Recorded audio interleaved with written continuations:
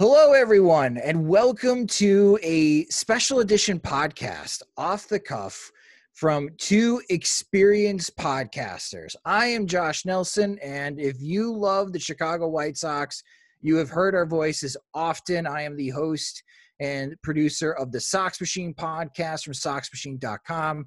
And joining me is one of the best characters of all of White Sox Twitter, a very dear friend of mine, and also fellow Star Wars nerd. It is Chorizy from the 108 and from the 108 podcast. And we are doing this episode because, Chorizy, I am still hyped. I have now watched the Jedi Chapter 13 episode of The Mandalorian twice, and I am still hyped on what we just saw.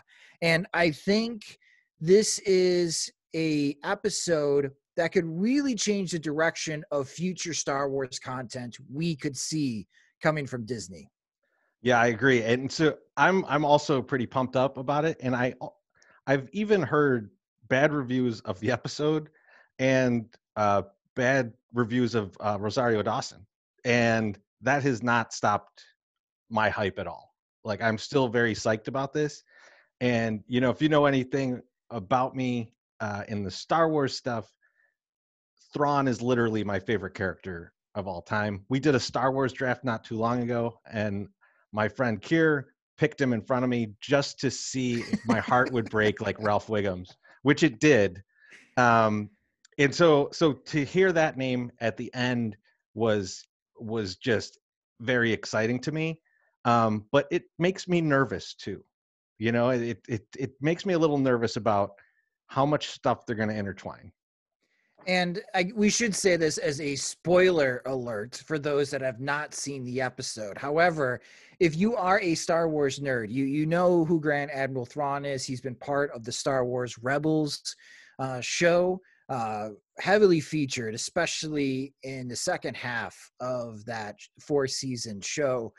So you may already know who he is. But yes, Thrawn, the name was dropped. But I am a bit surprised, though. I want to ask a follow-up about these bad reviews as far as the episode itself and Rosario Dawson playing a fan favorite, Ahsoka Tano, which now is going to be more mainstream. And I think that is great for the Star Wars universe, where it goes from one of these niche characters that only the Star Wars diehards know to where I think it'd be cool if we saw Ahsoka Tano Halloween costumes next fall instead of the ones that we see usually reserved for Rey from the movies.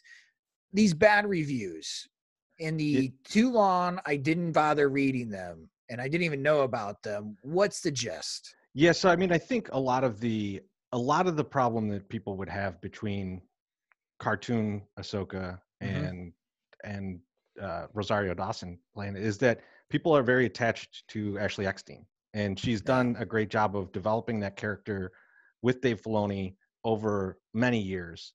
And then you see Rosario Dawson, and I'm going to say that the continuity isn't quite there between the two. I think that's on purpose, but I think that is off-putting to someone who is like a huge fan of Ashley Eckstein. You didn't get that with the Bo-Katan introduction because it's still Katie Sackhoff. They didn't break there. So it's interesting. I think that to say like this isn't good. I think it's just, doesn't feel the same. It doesn't feel like it's going in the same direction. And the fact that Ahsoka killed like 700 people in the first 30 seconds of that episode would make me think that she's not the same person that we once knew as Ashley Eckstein's character. And for those that aren't well versed in Ahsoka Tano, so Ahsoka Tano is the Padawan for Anakin Skywalker during the Clone Wars saga. So if you are someone that's only watched the movies, this is after Episode 2, Attack of the Clones. And it's a bit odd because you obviously don't see Ahsoka Tano in Episode 3, Revenge of the Sith, at all. And there was a whole spiel during the movies on how Anakin would not be granted Jedi Master status. He would be part of the Council, but not Master status. So it's a little bit of a disconnect for those that have seen Clone Wars and know about that, compared to the fans that have only seen the movies, to find out that, wait a second, Anakin had a Padawan, and yes, it is Ahsoka Tano. And my counter to the bad reviews as far as a disconnect, and you are right, Chorizy, Ashley Eckstein did a terrific job voicing that character. But she's voiced that character when Ahsoka's very young, like preteen age. And now where we are with Rosario Dawson, I mean, Ahsoka is like our age range now in The Mandalorian. Like, she's in her late 30s, early 40s. She is not going to sound like she did in the Clone Wars, where she was a teenager. Yeah, agreed. I think even, and she's a little bit older it's closer to her age in Rebels, but in Rebels there's not a lot of Ahsoka. I mean, there's some scenes, there's and some very powerful scenes, but I wouldn't say that she was like in it a lot compared to, the main storyline. And if you haven't seen Clone Wars, I do highly recommend watching Clone Wars. I know there's a lot of people who are starting now and they're asking, when does the kid stuff go away? And it is towards the second half of the first season. And then you really get into some mythology within the Star Wars universe. And there are some great episodes. And if you want the too long, didn't watch the entire Clone Wars season, but if you want to catch up and what's relevant to what you're watching The Mandalorian, I highly recommend watching the final 4 episodes of the Clone Wars, especially season 7, where you learn as far as Ahsoka reconnecting with Anakin. She fights beside Bo-Katan and trying to reclaim Mandalore, which we'll talk about that later as far as in this episode, where we think that this show and the franchise could be going, and what we're watching right now in Disney Plus. And how Ahsoka Tano survived Order 66. Again, the infamous order from Emperor Palpatine to wipe out or try to wipe out all of the Jedi, and how she was able to survive that. And there's a nice connection as well with Anakin. And of course, Ahsoka Tano's character arc, as Chorizy mentioned, goes into Rebels. She fights Darth Vader. We don't want to give everything away, because I highly recommend watching Rebels. And Rebels may give us more clues on where we're going, especially on where it left off. But the reason in The Mandalorian we are now seeing Ahsoka Tano, and why Bo-Katan knows Ahsoka Tano, again, they have fought beside each other over the years. And against each other. Yeah. And so it's obvious why Bo-Katan would know Ahsoka Tano. And at the end of Rebels, Ahsoka Tano and Sabine Wren, another Mandalorian, which I am surprised, Chorizy, we have not seen Sabine Wren yet in this season. I'm worried now. I'm worried. Did something happen on Mandalore, or is there another battle where she died off screen and we don't know about? There is another important Mandalorian, and her name's Sabine Wren. They were going on a quest to find Ezra Bridger. And the last we saw Ezra Bridger, he was in the same Star Destroyer, or the spaceship. I'm not sure if it was exactly a destroyer, but he was with Thrawn, and they hit light speed, and they go in the middle of the universe, and they go off course. Yeah, it if I recall, it is a Star Destroyer. It's Thrawn's Star Destroyer, which now has no windshield. Yep. But they go off into who knows where, because the Purrgil pulled them there. Right. So who knows where they took them, because that doesn't follow the rules of normal hyperspace. So there's questions about where they could be and how Sabine and Ahsoka would find them. I don't think they would get rid of a character as important as Sabine in off-screen. I hope not. Piece. But I do think that, they're really kind of teasing a number of things with these episodes this season. And like, my brain immediately goes to Mel Brooks doing Spaceballs, and Spaceballs 2, The Search for More Money, and all the merchandising. Like, I don't think they're gonna jam this all into the Mandalorian. Right? They're definitely building up, like, we're gonna have like multiple series going. And so I think that, that's kind of maybe why they haven't shown Sabine. Maybe there's some better story that they want to hide about her, where she's at right now, why Ahsoka's not with her. Right. And they know people like me and you will definitely pay to see that. Yes. Yes. So with the episode, again, at the very beginning, we see Ahsoka Tano. She lays down the ultimatum to the magistrate who is taking over this city. A lot of Japanese themes being shot, really portraying Ahsoka Tano almost one of these old Japanese films. Like she's a samurai, and she is approaching the shogun and laying the ultimatum down to the shogun. That you have one day to tell me what I need to know, or you could face the consequences. And then that's where we have Din, the Mandalorian, fly over, land, looking for Ahsoka, gets this wonderful offer from the magistrate to have a pure Beskar spear, as far as paying to try to kill this Jedi, which is, I think, way underpayment. I know Beskar is incredibly valuable, but I would hope to get some credits as well if I was Din and trying to kill Ahsoka Tano, and that's how they meet each other. So obviously, Din is trying to find Ahsoka. Ahsoka is not aware of Din, and then we see the moment between Ahsoka and Baby Yoda.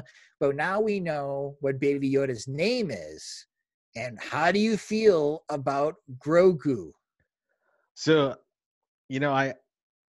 I don't have like I've got to get used to it a little bit, but I was talking with my wife about this because we're both of the mind that we kind of want Baby Yoda, the child Grogu, to go to the dark side.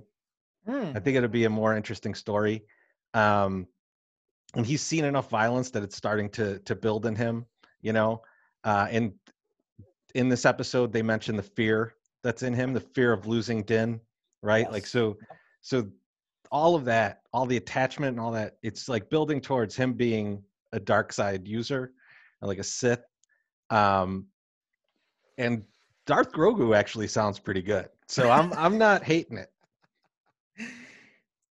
Yeah, and there's so much in that snippet when Din asks Ahsoka, "Are you able to communicate with him?" And then through the Force, they are. I don't know how to exactly explain that. She says that they're sharing feelings, and she can get some information from Grogu. That's how she knows his name, knows that Grogu was trained at the Jedi Academy on Coruscant. Someone saved him from Anakin's wrath. And that does raise some questions. And, maybe we can ponder a little bit on this because, if he is that old of a character, and again, this race, I'm not even exactly sure what they named this race that Grogu is. Do we even know? They have not named it. Right. It's an unnamed race from an unknown planet. And so it does bring up some questions though of, okay, so who is training Grogu? Could this be a disciple from Yoda? You would think, right? You would think Yoda would train this one. I don't know, but like, I mean, I vaguely can only remember like people that were possibly in the temple around that time, right? Because a lot of them were off fighting as generals, right? So I'm not quite sure. If you read I was at the New Dawn book where when they cut back to when Caleb Dune was in the Jedi Temple being trained, who was also saved around the same time, but not from the temple. It's like Obi-Wan is training a lot of them. He's meeting with them, but he's not like the main. He's not the main trainer. There's just like these other people there that are working there. So I don't know. I mean, the only person that I kind of know was at the temple at that time is it Jocasta Nu, I believe, which is like the librarian. Yep. I assume that's who saved Grogu, because that's the only person I know who lived a little bit through that. Like everyone else got massacred, so I don't know who else it could be. And she was also very instrumental in saving the holocrons that had all the children's names. So I would assume it's her. That just makes sense alongside of that. But I have no idea who could have been training him. And you would assume that he was super, super young. I mean, he was like 20, but like in Mhm. terms of development, he had to be like basically a newborn at that point. Right. Right. And that'd be fascinating on who saved him, and how does he get to the point of being in this crib when Din finds him at the end of chapter 1 in the Mandalorian. There's a lot of, and as Ahsoka says, a lot of dark memories, a lot of dark time Yeah. between that catastrophic event, what happened at the Jedi Temple, to when he meets Din. And it's, with that backstory, I enjoy it. And I do enjoy your angle and your take that Darth Grogu could be a possibility, because Ahsoka made it very clear that his connection with Din makes it impossible to train him. And this kind of goes the Anakin Skywalker way, right?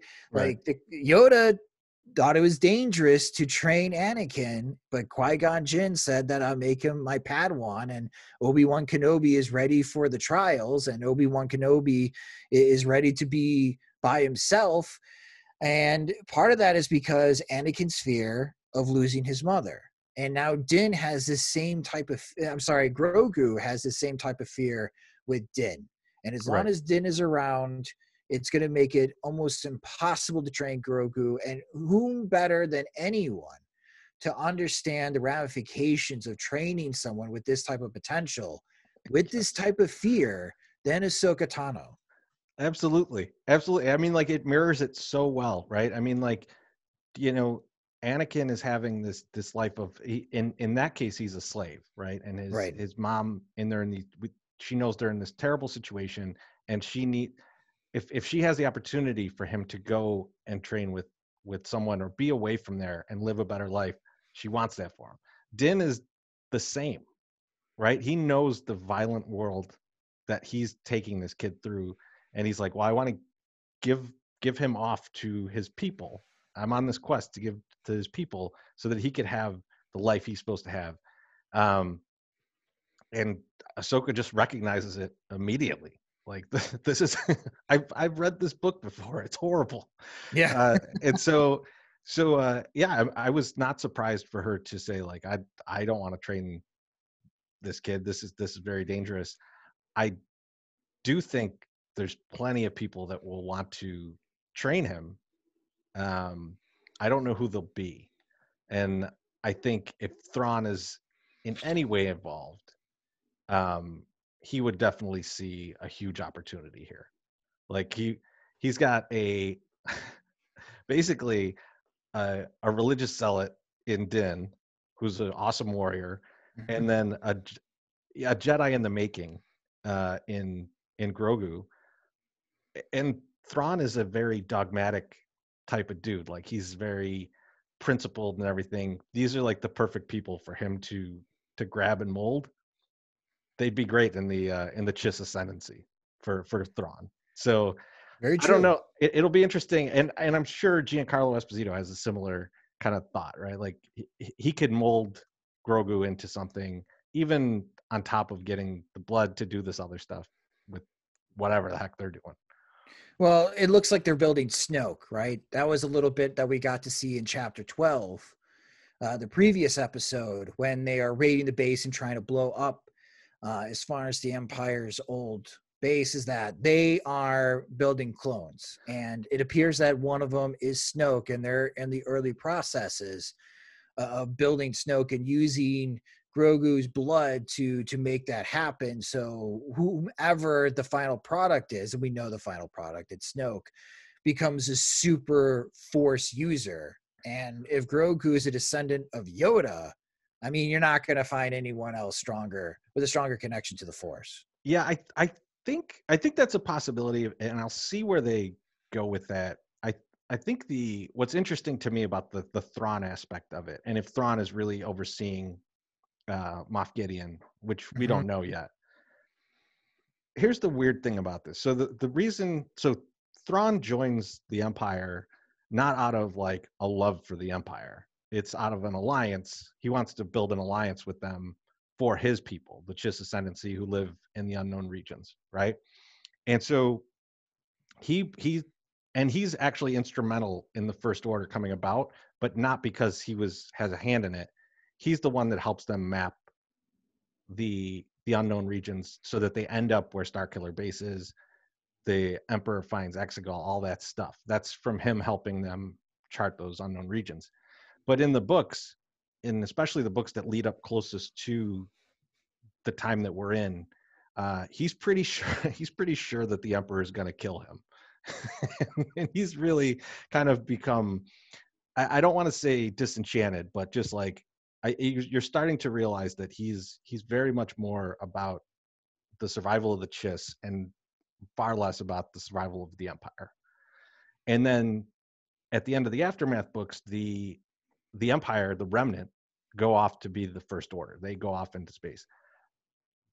Moff Gideon is not there with them, so he was not considered important enough to be there.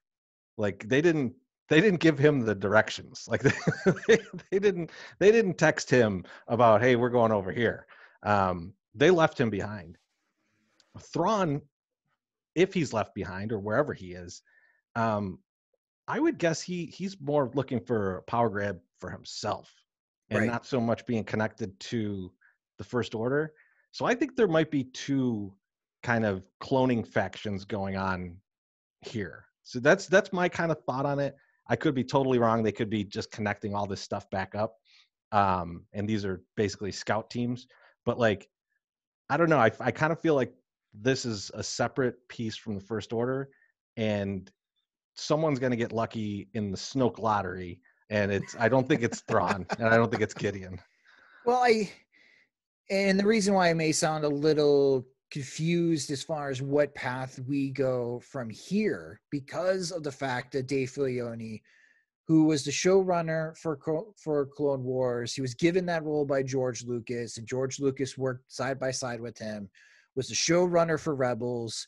He should have been the showrunner for the last sequel of movies, the last trilogy of movies. That was a big mistake on Kathleen Kennedy's angle and point of view, but I think she's learning from that now as Filioni's been working with Jon Favreau. He directed this episode, and everything that we knew was Din, the Mandalorian, has Baby Yoda, whose real name is Grogu, and they are trying to stay away from Moff Gideon, Moff Gus from Breaking Bad, who has the Darksaber, a ancient Mandalorian weapon. How did he get that?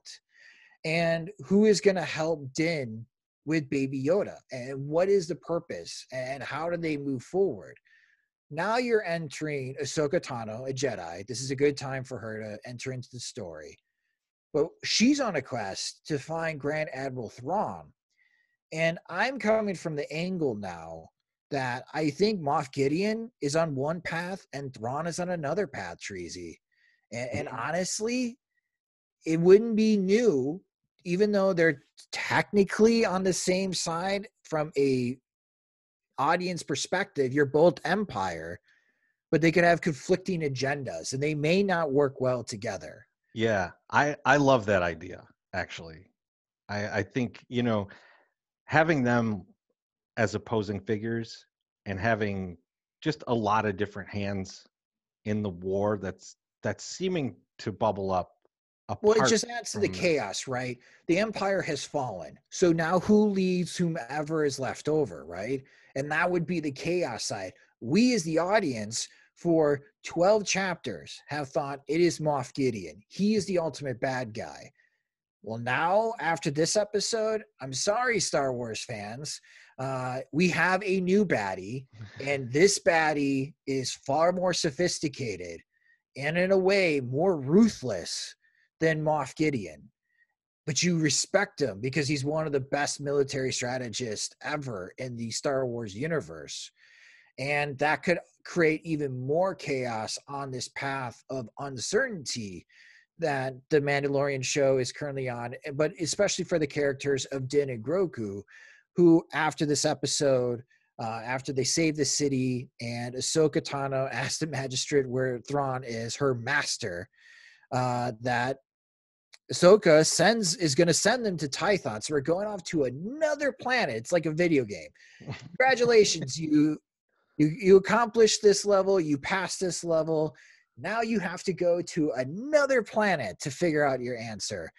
But Tython has some incredible importance to the Jedis and as far as the Star Wars story, Chorizy. And I'm really intrigued on what we're going to find out next week in Tython.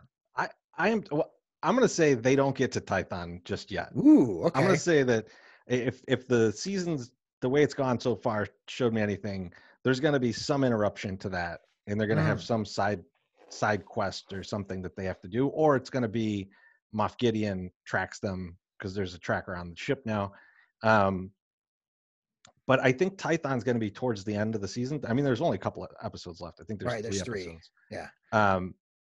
The interesting thing about Tython, though, is I think, and I may be mistaken here, but I think this is the furthest into the core world they're going, right? Like the most of the show, if I know my galaxy well enough, is way out in the Outer Rim. Like they've been hanging in the Outer Rim for like the whole show, close to wild space in a lot of these things. And this is going to be them going all the way into basically the center of the galaxy. I think that's going to be weird. I think that they're going to find out some, like, they're so far apart from everything right now that they don't know anything, right? Like Din didn't know about the Force, right? Like they're going to go into these core worlds and it's going to be like a totally different world. And to the point that no one believes the New Republic guys that are out on the Outer Rim that there's stuff going on that they need to worry about. Right. So they're going into basically, to them, like an unknown region. Like this is going to be a shock to both of their systems. Yeah, you are disconnected from what is really happening. And now that Din is given this quest of going to Tython, that's the ultimate destination. You are right, Chorizy. It is going to bring him into the fold. This story that we're watching, The Mandalorian, is going to be brought into the fold of what happens in the Star Wars universe shortly after the events in Return of the Jedi, which, of course, is supposed to help bridge to The Force Awakens, which was the new trilogy that was released over the last 5-6 years, which is really exciting. And for those that don't know Tython is the birthplace of the Jedi. So during the Old Republic, now we're talking thousands of years ago from where we are in the Star Wars story, like long time ago, when there was a Sith Empire and the Alliance, where it wasn't just there's always two Sith. No, there were armies of Sith warriors, raided the Jedi Temple in Coruscant, destroyed the Jedi Temple in Coruscant, and the surviving Jedi rebuilt their temple on the birthplace of the Jedi religion, and that is in Tython. So we are talking ancient place in Star Wars lore that Ahsoka Tano is now sending Din and Grogu on, which is really going to be fascinating. And I wouldn't be surprised, Chorizy, if you are right, that we don't get there in the next episode. Maybe this is how this season ends. But using that Seeking Stone is going to be, I kind of call it like Lord of the Rings when Frodo puts the ring on. Yeah, he may disappear, but it is going to send everyone that is connected to that ring to him, right, and bring unwanted attention. And I guess that raises a good question that everyone's trying to answer. Does Ahsoka know what she's doing? Is she doing this on purpose? Not so much to help Din to figure out what Grogu's path is. I think there's a little bit that she wants to help him, being in the position that Grogu is in, even for herself, after she said no to the Jedi Order and she left the Jedi in season 6 of the Clone Wars. I really do wonder if she is purposely sending them on this path to use Grogu as some type of beacon to call for Ezra Bridger. So I'm with you there. He's some sort of beacon. Now, is it for Ezra? Possibly. I think that's the intended target. Is it to, well, maybe it's not. Maybe Okay. maybe she is trying to draw out Thrawn. Maybe she's trying to draw out people that would want the child for their own purposes, right? You know, that's another way to look at it, though. I don't know how they would know it, right? Like they wouldn't, like, how would they know that he's there unless they have people waiting at these temples to see when does this kid show up. But that's the kind of thing Thrawn would do, would have people like waiting at the Jedi temples to see when this kid's going to show up and then come after him. So I don't know. I have like a lot of doubts about the good intentions of anybody in this show. True. Everyone's got selfish intentions. Yeah, and like you see it, like, I mean, like, thinking back to like Clone Wars especially, but even somewhat in Rebels, do you see Ahsoka Tano as someone who would put her lightsaber up to somebody's neck and say, "Give me this information"? Like that's more Anakin's character than hers in the show. Or would you see Bo-Katan as someone who's going to basically chop off that Imperial officer's head if he doesn't tell where's the Darksaber is? Like they're very much kind of going outside the bounds of their normal characters in their personal quests. Like they're learning some of the darkness of themselves in their personal quest. Well, Din on the other side is kind of learning that he's an actual, like, a caring person, like as opposed to what he's known about himself for his whole life. So it's kind of weird to see those two things juxtaposed against each other. But I don't know. I want it to be like, hey, we're gonna try and draw some Jedi, and maybe a new Jedi, maybe Ezra, hopefully not Luke, into the series or into the world that we're talking about, and possibly give some guidance to Grogu. Though, I mean, why wouldn't a dark side user show up at that point and try and manipulate him? Well, I think for Moff Gideon with the tracker, right? I'm just thinking out loud here, but finding Tython would be huge for someone that is trying to obtain Jedi blood in this type of cloning process to make more Sith. I don't know what his end game is, because you got to be careful. You bring these guys back to life, and if they can be the master, they're going to be the master. Okay. Unless you're stronger than them. It's interesting. Does he want to have this is he have test subjects just so that he can see if it works and then he's going to do it? Or is he trying to build an army? Like, I don't know. These are great questions. It's a huge unknown. And like, it's another reason why you kind of feel like he's on his own thing.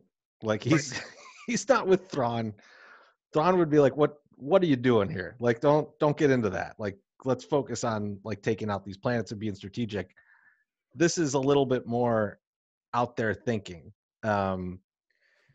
Yeah, Thrawn would appreciate the history and the majesticness of Tython and the old Jedi Academy, whereas Moff Gideon would try to extract all the information that he possibly could. Where Thrawn would be like, no, we need to leave this place as is. Like, don't touch anything. And that would be more conflict again. The more we talk about this, when Thrawn gets introduced into the show, it may not be this season, it may be season 3. He and Gideon, I do not think are going to work well together.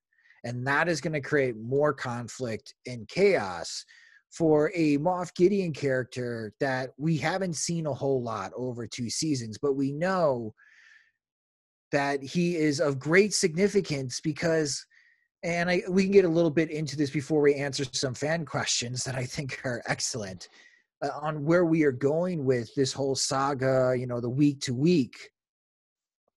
I think we are setting up a huge battle for Mandalore. Obviously, Bo-Katan, if you don't know the history of the Darksaber, she is given the Darksaber by Sabine Wren. That's why Sabine Wren is important, because Sabine Wren got the Darksaber on a mission with Ezra Bridger. And that's how it all gets connected. And something happened on Mandalore. And I think Bo-Katan with the Darksaber can reunite all of the Mandalorian clans. And I think maybe that is the ultimate battle. Moff Gideon and his patchwork of the Empire against a brand new Mandalorian army united to fight him. And that's how Din gets involved, because these are his people. Well, how does Grogu get involved? And how do you bring Ahsoka Tano into this? These are friends of the Mandalorians. This is his son. Let's use in quotation marks because there's a father-son connection. And ultimately, this is where I think this show and the path that we're going into is this collision, bringing all of these storylines in together, that we're going to have this major battle. Maybe it's a movie, the battle for Mandalore, in which Bo-Katan and the Mandalorians, including Din and Grogu and Ahsoka Tano, are going to go up against Moff Gideon. And maybe this is where Admiral Thrawn comes into play. Yeah, I mean, like, I wouldn't even be surprised if Thrawn and Ahsoka just stay off of to the side of everything that's going to go on. It's the B plot. And that's basically going to be, that's what the Rebels sequel is Ahsoka and Thrawn and all that. But I think the main plot is, I agree with you, is going to be centered around saving Mandalore. And when I say saving Mandalore, I mean, there's going to be something that puts the remaining foundlings in danger. They kept mentioning them. They never showed them or where they're at or anything about them. And I don't know that Din even knows where these foundlings are. But that is something that I think he would retreat to protect. Like, he would leave everything he's doing to go protect them, because it means something to him, and he has a foundling now. So I think if Bo-Katan came to him and said, we have these foundlings on Mandalore, Moff Gideon is coming for them, that's where you could see like a huge battle on Mandalore and see what happens there. And I think you don't need Thrawn for that. Like, Thrawn can just be away from that. Thrawn could be just dominating the unknown region right now, and that's what he's working on. But I think Thrawn, though, understands the importance of Mandalore. And if he's going to come back and be the main leader, because there's this opportunity now, somebody needs to lead the new empire. This is where I think he would assemble the forces and being the ultimate military strategist. I think this is where he would take over from Moff Gideon and be the ultimate baddie. And he would be the opposing side. You would still obviously have, I'm with you, Thrawn and Ahsoka. They're on this collision course, obviously. Will this be a spinoff show? I'm not quite sure. But obviously they are battling for Ezra, because Ezra, as another Jedi on the Mandalorian side, is incredibly dangerous for the Empire to rebuild. Like, they are still somewhat in existence. They are not together. They're spread across the entire universe and the galaxy, but there's still remnants of it, and they can still be rebuilt. And obviously they do get rebuilt, and we know them as the First Order come to the Force Awakens. So who's the one that assembles them? And I think you and I are on the same page. I think it's Thrawn that ultimately reassembles what is made up as the First Order, but something happens and we don't see him in the most recent trilogy. But I think, because we talk so much about the side characters here, Chorizy. The show is called The Mandalorian. Okay, like the main character is still supposed to be Din, and I wonder, with him continuing on this quest to help Grogu and to find, what is Grogu's path and where does he truly belong. That even for Din, before the end of this season, is going to have a very difficult choice have to make. Do I, everything that I've ever known before meeting this kid was to help my people, help the fellow Mandalorians, because they saved me after my parents died because of the separatist army coming in and raiding my home. We've seen the flashbacks of those events. Or do I continue down this path helping Grogu? Or option 3, is there a way that Grogu can help me help my kin, right, in taking back our homeworld? right? And to me that makes, like what makes Grogu the most interesting character, right? Him becoming a Jedi? I don't think so. No. Especially not. So if you guys are all out there going like, man, I would love it if Luke came and he trained Grogu and all that, well, then that just means that Ben Solo cut his little head off. Like, do you want that? I guess maybe you do. Jason Syndulla might be there too. Just knock off, Yeah. 2 green-haired right in a row. But no, so I don't think he's that interesting as a Jedi. I just don't. So to me, either one of 2 things is more interesting to me: is him becoming a dark side user, a Sith of some sort, like just being drawn into that, and then there's like this whole side plot and goes off into a wild tangent. I don't think they'll do that. And then the other is him basically becoming Mandalorian, much like Din did, right? Like, and it's going to be a matter of him kind of growing into that. Like, I don't think he's not a great warrior at this point, although he's done some pretty fantastic stuff. I think, that could be a more interesting world where he is a Mandalorian as well. Could you just imagine, for those that are watching on video, so I got Grogu right here. Could you imagine Grogu in a mini Mandalorian armor? Disney would sell those like hotcakes. Like everyone would want a Mandalorian version, a Mandalorian armor, Baby Yoda, Grogu. What like that idea. With his ears? What, like, do they come out of there? They stick out. It seems like that would be against the idea of the Beskar. Or would you have like big Beskar ears? That'd be cool. That'd be awesome. No, they would either stick out, or maybe he just doesn't wear the helmet because he doesn't need it. But he does wear mini Mandalorian armor. Yes. And has the what do they call it? Is it the sigil that Din has to show the bond? The I forgot what they refer to it as, but basically the family crest, which would be the Mudhorn. Yeah, that I like that. I like that a lot. And again, when you do complete this story, and again, we're just hypothesizing here what direction we're going after this episode, that I do feel like, and of course this is Disney, they got to make their billions of dollars. The way that they're going to be able to do this, especially with Favreau and Filoni leading it, is I think this is the episode that launches us onto that path. That we're going to learn more about Grogu and his ability to become a Jedi. But along this way, this pull from Bo-Katan and the Mandalorians is going to pull on Din and bring the focus onto him on what is he going to do. And I feel like he's going to try to accomplish both. I'm going to help Grogu because, yes, I have this kinship with him. He is like a son to me, but I'm also going to help my kin. And if that is to take over our homeworld, in which my group thought it was impossible and only people go there to die, I think that is the end game here for this saga of Star Wars. And, to kind of leave it off here as far as on this topic, Jon Favreau helped launch the MCU, the Marvel Cinematic Universe, with Iron Man.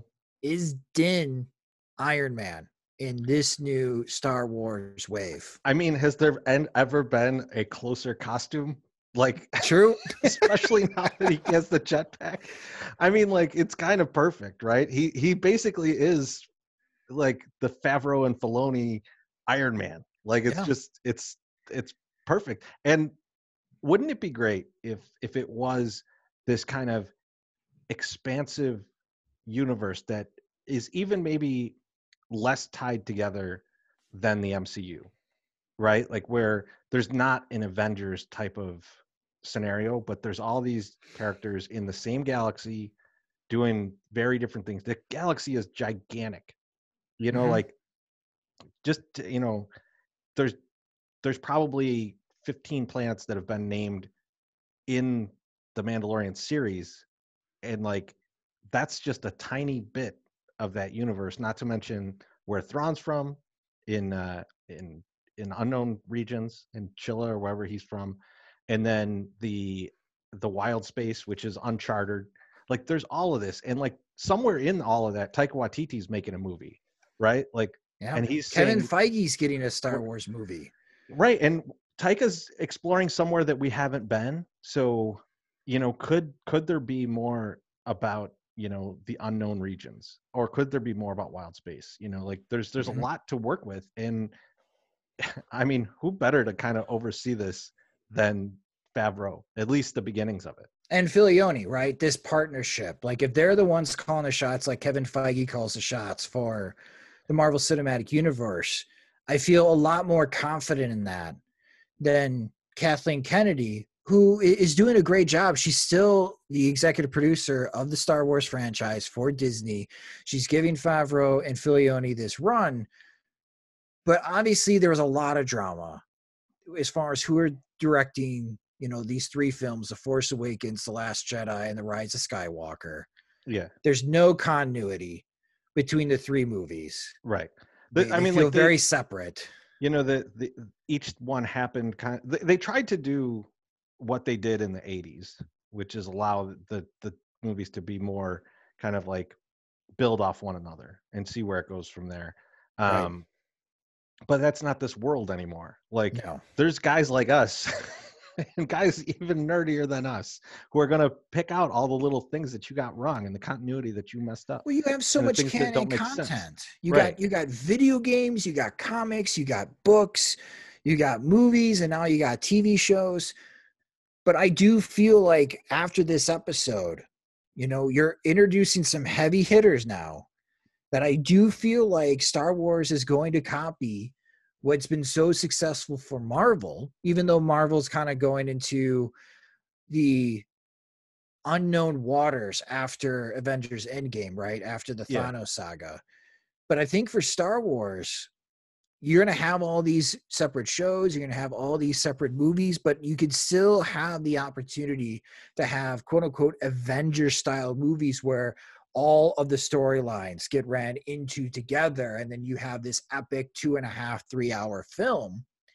And I wonder if that's what we're going to get, because, obviously we've been talking about this for 50 plus minutes already, which is longer than the actual episode that we are talking about. But everybody has to understand the things that have been introduced in this specific episode. It really branches out as far as the possibilities of where we could go with the Mandalorian and the Star Wars saga. And I wonder if there's also an opportunity here for Disney use this as kind of like a mouthwash of the sequels, or the most recent trilogy, the Rey saga. Even though it made a lot of money, there's a lot of Star Wars fans are not happy as far as with that story. But I think a lot of people are very happy where the direction the Mandalorian is going and how everyone's being entered into the fold. And especially your hardcore audience who will pay whatever it takes to see the next episode or the next movie or read the next comic book or, the new book that comes out. Yeah, I'm pretty excited because there's so much content, and now with Tython, that comes from the Star Wars Old Republic video game, and there's some great stories from that video game as well, as far as older content. I think it all boils down to that after this episode. For me, I think the final direction is that Din Djarin, the Mandalorian, is Tony Stark, Iron Man. And I think he'll be one of the central characters moving forward. for this new Star Wars saga that we're going to be getting as far as additional shows and movies. Yeah, I agree. All except I'm going to go out even further on a branch here and just see how I could fall off.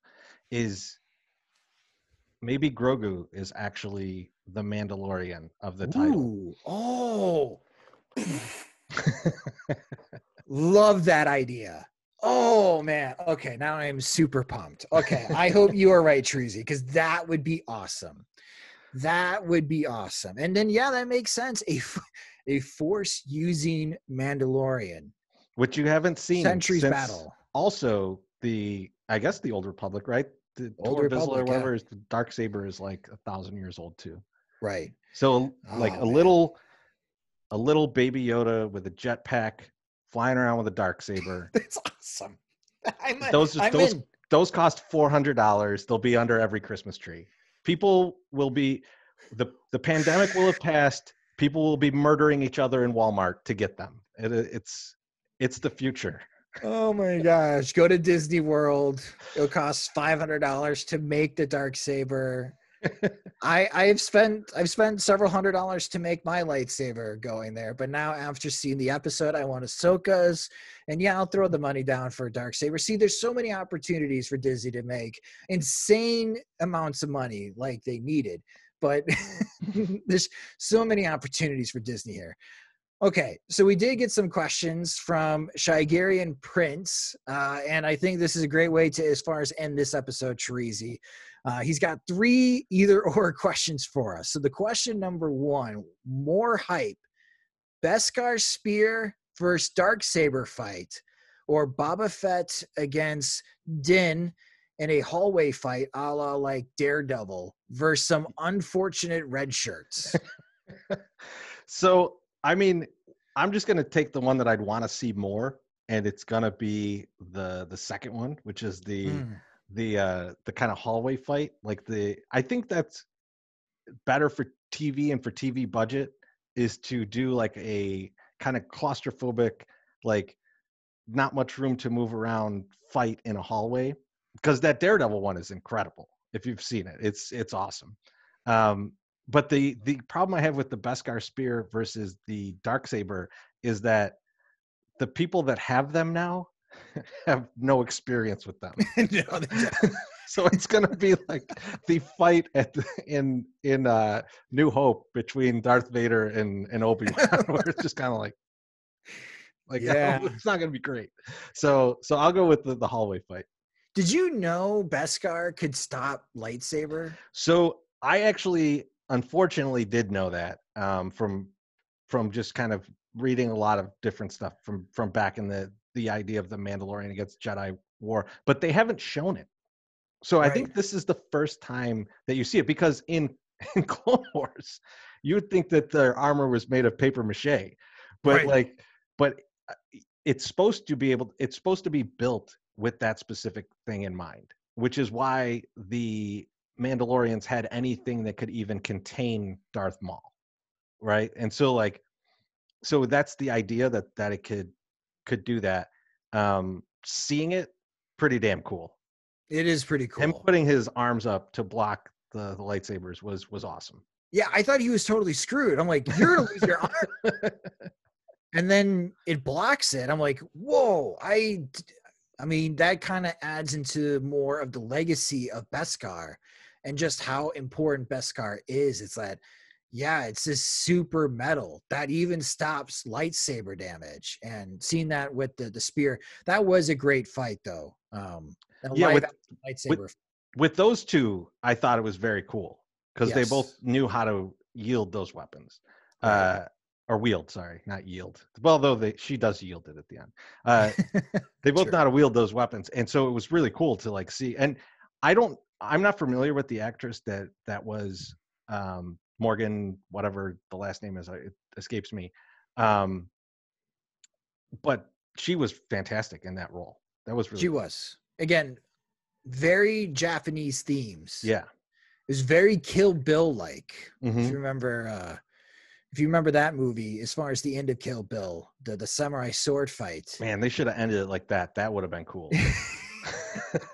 I don't think kids are ready for that as far as that sect of Star Wars fans. I'm with you though. That would have been pretty awesome, but terrifically shot. And I love the Japanese themes again. Samurai against the Shogun, and the Samurai and Ahsoka Tano winning that fight. And and now the spear is in Din's hands, and it will play a factor. Question number 2: who answers Grogu's late night Jedi booty call? Ezra Bridger or Cal? Is it? I always know him as Cal. It's Cal Kestis, I believe. Kestis, yeah, from the most recent video game, The Fallen Order, Jedi: The Fallen Order, that you can get for PlayStation 4 and the Xbox. It's a very fun game. I haven't completed it yet, but Cal's the main character, and he is alive during this time. Okay, yeah. So I didn't know a lot about Cal because I don't play the video games. I play the virtual reality games that they have. But those are back. Those are like with Vader. So like those don't matter much here. But the idea of a known Jedi coming, I think is tempting.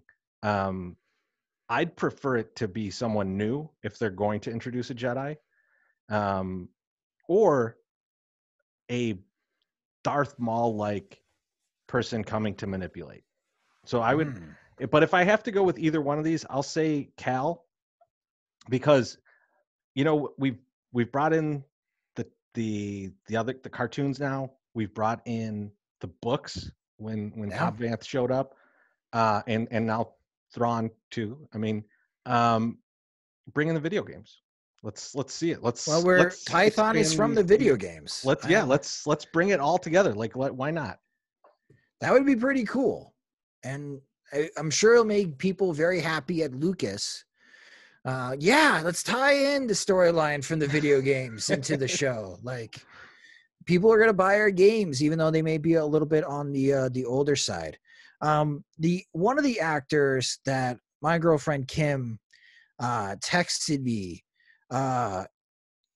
He played an iZombie, and I'm trying to remember the name. I'm looking up as far as the phone because he's growing a beard, and he looks like Ezra Bridger, a much older Ezra Bridger. Raoul Khalil.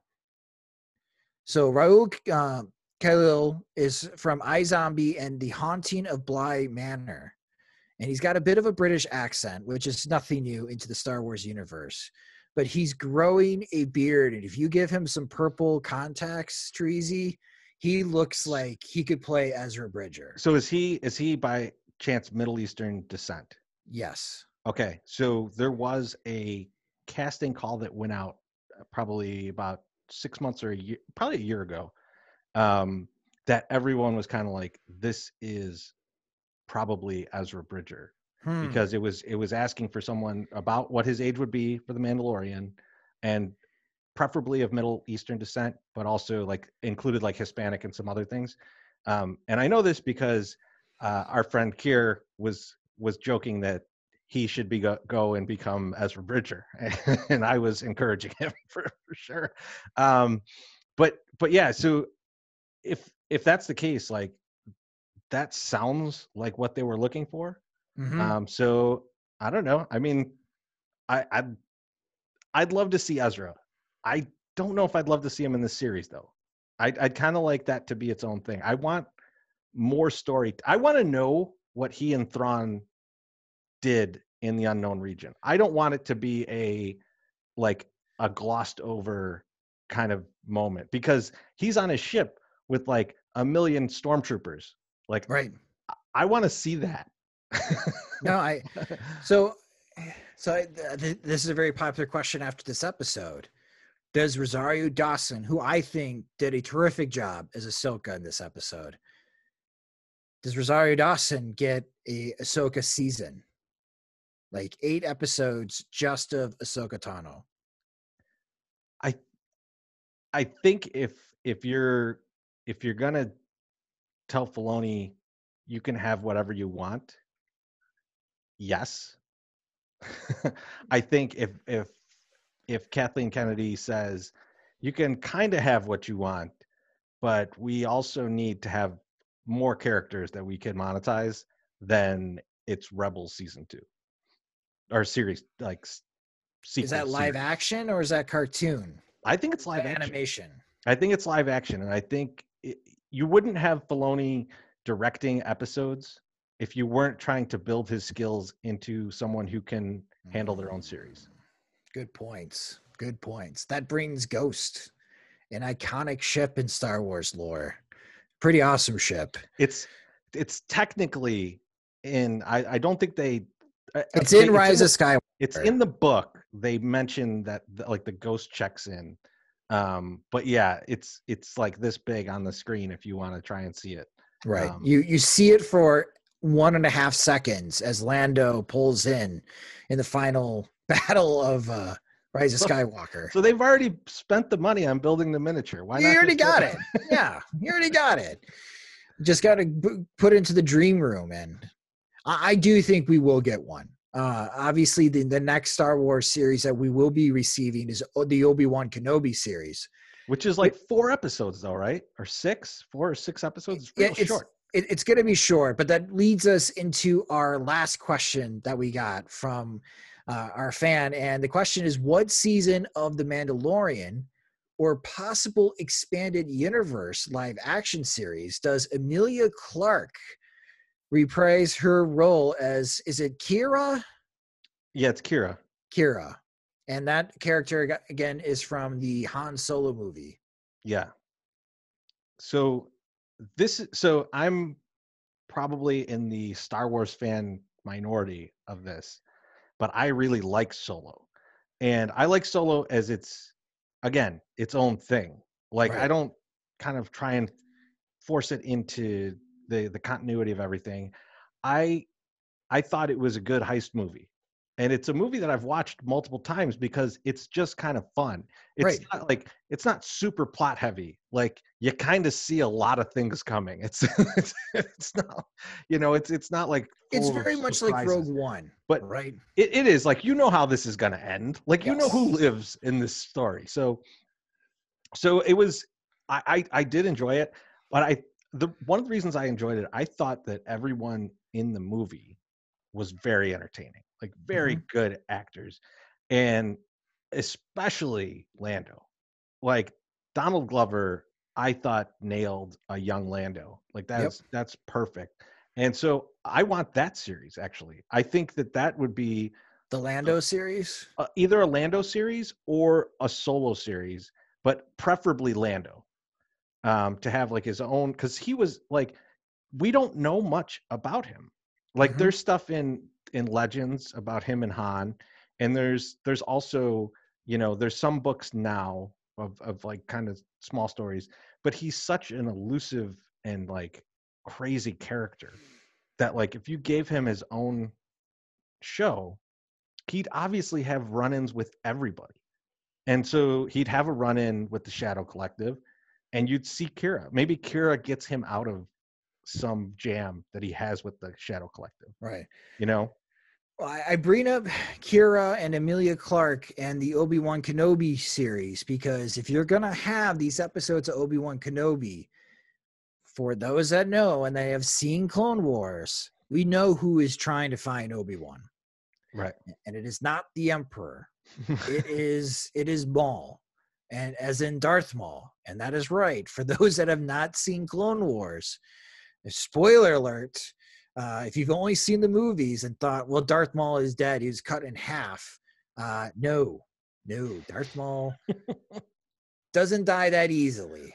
And if you do bring in Maul into the fact into that series with Obi-Wan Kenobi, I wonder if Emilia Clarke is a lead for Obi-Wan in case if that's a point in the direction of the show is that Obi-Wan is trying to find Maul before Maul finds him.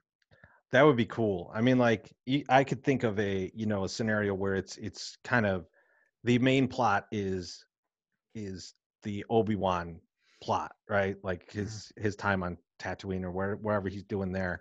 But also like a kind of, if you've watched the Breaking Bad prequel, the Better Yeah, Call Saul. Better Call Saul. You know, Love that show. they have Mike's journey kind Mhm. of as a subplot, like a side plot that goes on throughout the show.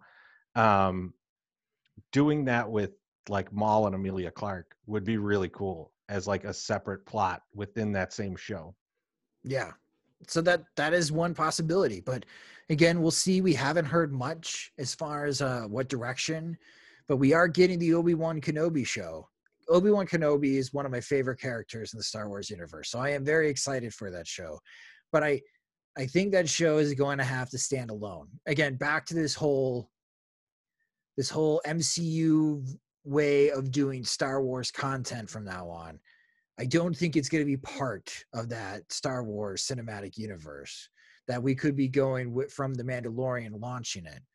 I do think Obi-Wan would be, it's a cash grab. Let's call it what it is. It's a cash grab because we do learn about the fate eventually of both Obi-Wan and Maul in Rebels. And I Yeah. won't give away that if you haven't seen it. But they do cross paths again in that series, and there is a final outcome. Yeah, I mean, we kind of know both ends of the story, like the beginning and the end of Obi-Wan's story on Tatooine. So this is an opening where we don't know much, but we know how it ends. Like, so it's gonna be tough to tell that story in a way that captures you, and it's similar to Rogue One, where like you have to somehow engage the viewer to say like, I'm totally into this, even though I know the ending. Right, but I think Rogue One, they crushed that. Yeah, they did a great job with it. They took this little part. Hey, this is how they get the Death Star plans, and we're gonna make a movie about this. You know, you want to talk about heist movies, and I think they did a terrific job. I still think Rogue One was far better than The Last Jedi. That's the best movie they've made of the last 5. I think a lot of people would agree with that. Like it just is, and I like the I like Solo, like I said, and the sequel trilogy.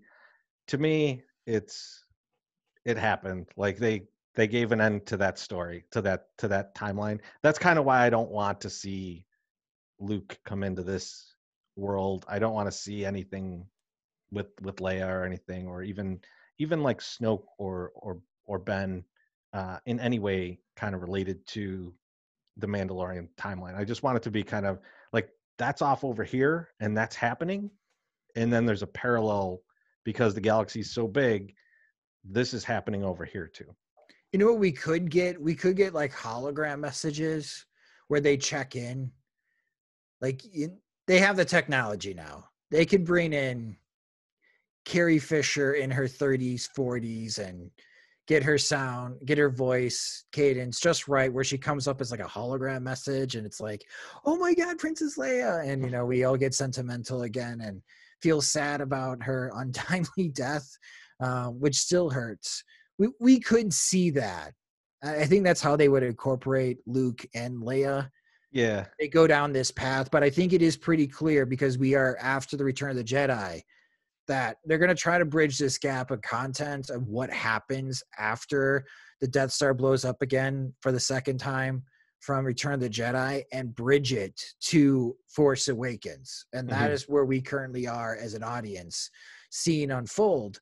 And again, to come around, to come full circle here, I do view Din as maybe the Tony Stark character, but now that you planted the seed, maybe he is the Mandalorian. Maybe Grogu, maybe Baby Yoda is the Mandalorian that they speak of, which is such an awesome idea. I hope you are right, Chorizy. I mean, the horned Mandalorian helmet with so for his ears would be like the coolest thing ever. It would be awesome. Oh man. Well, that will do it for our first episode here of recapping as far as the Mandalorian chapter 13, the Jedi.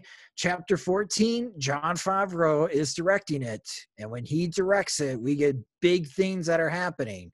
So I'm pretty excited for next Friday, Chorizy. And this was a blast. And I can't wait until next weekend to drink another beer with you and talk more Star Wars. Yeah, this was a lot of fun. And if you're watching or listening to this, send us a message and let us know if this is something like you enjoyed, or if we're way off base, or want to argue with us, whatever it is.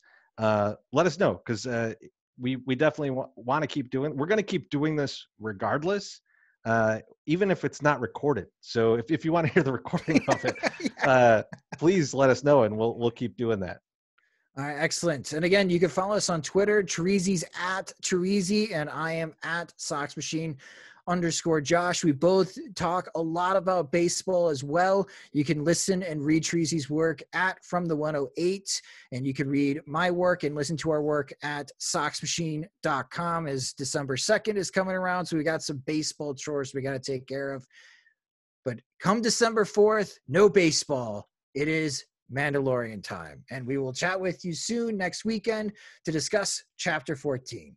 Thanks for watching and listening, everyone. And may the Force be with you. Thanks, everyone.